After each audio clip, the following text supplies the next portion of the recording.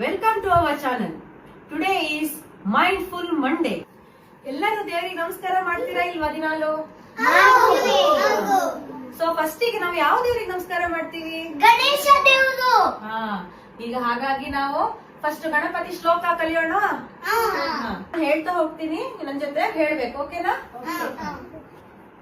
ವಕ್ರತುಂಡ ಮಹಾಕಾಯ ವಕ್ರತುಂಡ ಮಹಾಕಾಯ ಸೂರ್ಯಕೋಟಿ ಸಮಪ್ರಭಾ ಸೂರ್ಯಕೋಟಿ ಸಮಪ್ರಭಾ ನಿರ್ವಿಘ್ನಂ ಕುರು ಮೇ ದೇವ ನಿರ್ವಿಘ್ನಂ ಕುರು ಮೇ ದೇವ ಸರ್ವಕಾರ್ಯೇಷು ಸರ್ವದಾ ಸರ್ವಕಾರ್ಯೇಷು ಸರ್ವದಾ. ಈ ಶ್ಲೋಕದ ಅರ್ಥ ಗೊತ್ತಿದ್ಯಾ ನಿಮ್ಗೆ? ಇಲ್ಲ. ನಾನು ಹೇಳ್ಲಾ ಏನಂತ? ವಕ್ರತುಂಡ ಅಂದ್ರೆ ಏನು? ಗಣಪತಿ ಸೊಂಡ್ಲ ಹೆಂಗಿರುತ್ತೆ? ಹಿಂಗಿರುತ್ತೆ ಅಲ್ವಾ? ಅಂದ್ರೆ ಬಾಗಿದ ಸೊಂಡಿಲು ಅಂತ, ಬೆಂಡಾಗಿರುವಂತಹ ಸೊಂಡಿಲು. ಗಣಪತಿಗೆ ಸೊಂಡ್ಲು ಬೆಂಡಾಗಿದೆ ಅಂತ. ಮಹಾಕಾಯ, ಗಣಪತಿಯ ಹೊಟ್ಟೆ ಹೆಂಗಿರುತ್ತೆ? ಇಷ್ಟು ದೊಡ್ಡದಾಗಿರುತ್ತೆ ಅಲ್ವಾ? ಗಣಪತಿ ಹೊಟ್ಟೆ ದೊಡ್ಡದಾಗಿರುತ್ತೆ, ಅದಕ್ಕೆ ಮಹಾಕಾಯ ಅಂತ ಹೇಳೋದು.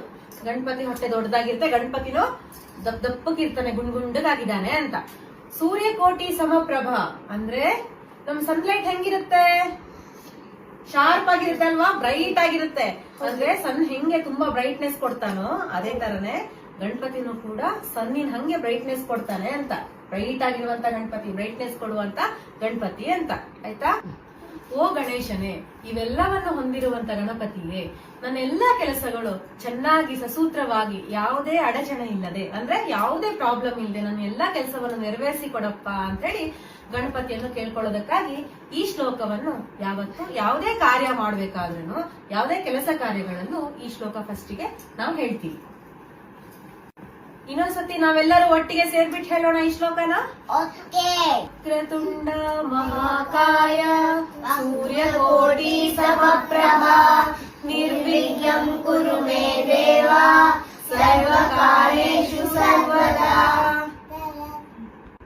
ಧನ್ಯವಾದಗಳು.